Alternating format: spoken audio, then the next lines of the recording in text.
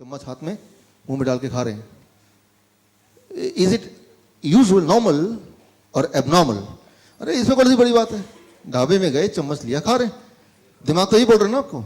अब जरा मैं इसको नए तरीके से पेश करता हूँ. जरा सोचिए, वो जो चम्मच से खा रहे हैं, मुंह में डाल रहे हैं चम्मच, वो ना जाने आपके मुंह में डालने से पहले हजारों लोगों ने उसको मुंह में डाला होगा, राइट, और उसमें थूका होगा. किसी को पता नहीं कौन सी बीमारी होगी, कोई कहाँ से आया होगा, वही चम्मच लेके मुंह में डाल दिया आपने. लेकिन आपके दिमाग में एक लॉजिक आ गया, अरे उसको अच्छे से धो दिया होगा. ठीक है, एक्सेप्टेड, आपकी लॉजिक को मैं एक्सेप्ट करता हूं. मैं बोलता हूं आप मेरा ब्रश ले लीजिए, अच्छी से धो लीजिए, फिर से मुंह में डाल के ब्रश कीजिए. वो तो इसी का है ना. चम्मच मुंह में डाल के आराम से खा रहे हैं, जो हजारों लोगों ने, न जाने ट्रक वाला, पता नहीं कौन सा ड्राइवर, जिसके सामने जाना पसंद नहीं करेंगे, कोई शराबी, कोई उसमें मुंह में डाल के खा रहा होगा, वही आपने लिए मुंह में डाल के, यार क्या स्वाद है. लेकिन अगर आपका दिमाग बोलता है नहीं, धो देने से सब कुछ ठीक हो जाता है, तो किसी का ब्रश लीजिए और उसको धो दीजिए अच्छी, जितना अच्छा धोना चाहे, फिर उसको मुंह में डालिए. वो तो फिर एक ही आदमी का है ना, राइट. हम कहीं भी जाते हैं, किसी रिश्तेदार घर जाते हैं, अपना एक ब्रश लेके जाते हैं ना, कि नहीं उनके पास ब्रश होगा, किसी एक का ले लूंगा मैं. करते धो लूंगा. होना तो ये चाहिए कि एक चम्मच भी जेब में लेके जाइए जब भी कभी रेस्टोरेंट में जाए, राइट. अपना चम्मच जेब से निकाला, खाया पिया, उसको धोया, फिर जेब में रख दिया. उसके पीछे नाम भी लिखा है ताकि किसी और अपने जो फैमिली मेंबर के नाम से वो चम्मच मिक्स ना हो जाए. बोलना मैं सिर्फ यही, मैं ये नहीं बोलना चाह रहा हूँ चम्मच से खाना चाहिए कि नहीं खाना चाहिए, दैट्स नॉट द पॉइंट. मैं सिर्फ ये बोलना चाह रहा हूँ, जो भी आप एक्शन करते हैं, that action is not a science. उसमें कोई लॉजिक नहीं है, उसमें कोई रीजनिंग नहीं है, वो बस है. और वो क्यों है? क्योंकि ऐसा चलता आया है. तो ऐसा चलता है, जो चीज चलती आती है उसको हम सोचते हैं कि ये ठीक ही है. कैसे हम डिसाइड करते हैं इज इट, ये ठीक है कि नहीं है? सिर्फ एक ही चीज हम देखते हैं, क्या ये चलता आया है ऑलरेडी.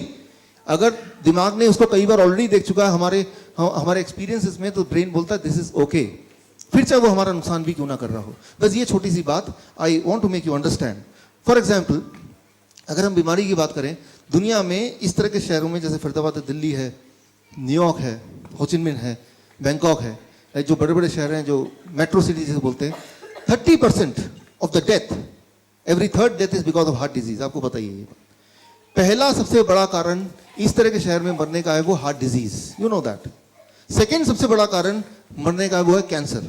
हर 10 में से 2 death, 20% death is because of cancer, ये भी आपको पता है. तीसरा सबसे बड़ा कारण है मरने का, दैट इज कॉल्ड एट्रोजेनेसिस.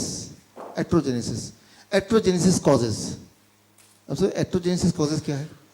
एट्रोजेनेसिस का हिंदी में मतलब है डॉक्टर या मेडिसिन की वजह से death. That is about, according to journal of American medical association, 15%. World average, India का एवरेज क्या है वो पता नहीं, लेकिन वर्ल्ड एवरेज है मेट्रो सिटीज के 15%. यानी कि 100 लोग अगर गए इलाज कराने, तो वो 15 लोग जिंदा रहते अगर वो जाते नहीं तो. लेकिन फिर भी जाते हैं. क्यों? क्योंकि जाते आए हैं.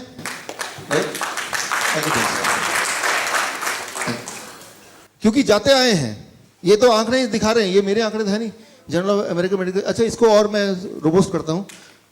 सारी जो सिस्टम चलते हैं मेडिकल की दुनिया में, जो अच्छे महंगे सिस्टम, जो ज्यादा इफेक्टिव सिस्टम है, वो अमेरिका से आते हैं, allopathic system.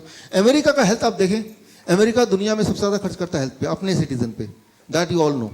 That highest amount of money any country spends on their citizen is America on health. लेकिन अमेरिका की सिटीजन्स की हेल्थ का इंडेक्स अगर हम देखें, अगर हम WHO के उसमें देखें, इट इज रॉक बॉटम. मतलब 70% of American at any point of time they are severely ill, severely obese, right. इसको और थोड़ा इलैबोरेट करता हूं मैं, कि 1962 में यूएस में ओबेसिटी था 13%, डायबिटीज था 2.5%, हाइपरटेंशन था जितना भी था. लेकिन हाइपरटेंशन अब देखें 30% इंक्रीज हो गया, डायबिटीज 6.9% हो गया, ओबेसिटी 34% हो गया. अच्छा, एक इंपॉर्टेंट बात यह है कि अगर एडवांसमेंट हो रहा है, ज़्यादा हॉस्पिटल्स आ रहे हैं, टेक्नोलॉजी अच्छी हो रही है, तो बीमारियां क्यों बढ़ रही हैं? वो तो घटनी चाहिए ना. People should be healthy. तो ये है लॉजिक. लॉजिक से मैंने समझाया. लेकिन अब अगर आप बीमार पड़ेंगे तो क्या करेंगे? ब्रेन लॉजिक को बाईपास कर देगा उसी वक्त.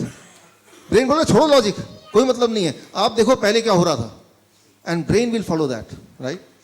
सो वो आपकी गलती नहीं है, हमारे बॉडी की बनावट, that is how the brain behaves, right. Brain behaves whenever some action, जब भी आपको कोई एक्शन लेना है, तो एक्शन लेते वक्त ब्रेन ये नहीं देखता कि लॉजिक क्या है, साइंस क्या है, किसमें हम ठीक हो सकते हैं, किसमें हमारी भलाई है। ब्रेन सिर्फ ये देखता है कि पहले क्या हो रहा है, पहले तो वो बताओ, पहले क्या करते थे आप ये बताओ, कल तक क्या करते थे।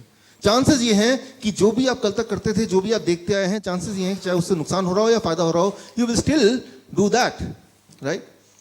That is how our brain is programmed and that is what you have to understand. अच्छा, ऐसे में हम करें क्या?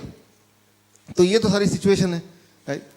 तो इस सिचुएशन को ध्यान रखते हुए what we have to do, so आज उस पर बात कर रहे हैं कि what we have to do. यहाँ से जब घर जाएं तो इस नॉलेज को अंडरस्टैंड करते हुए इसको हम प्रैक्टिकली अपने जीवन में अपने प्रॉब्लम्स को सॉल्व करने के लिए how we can use it.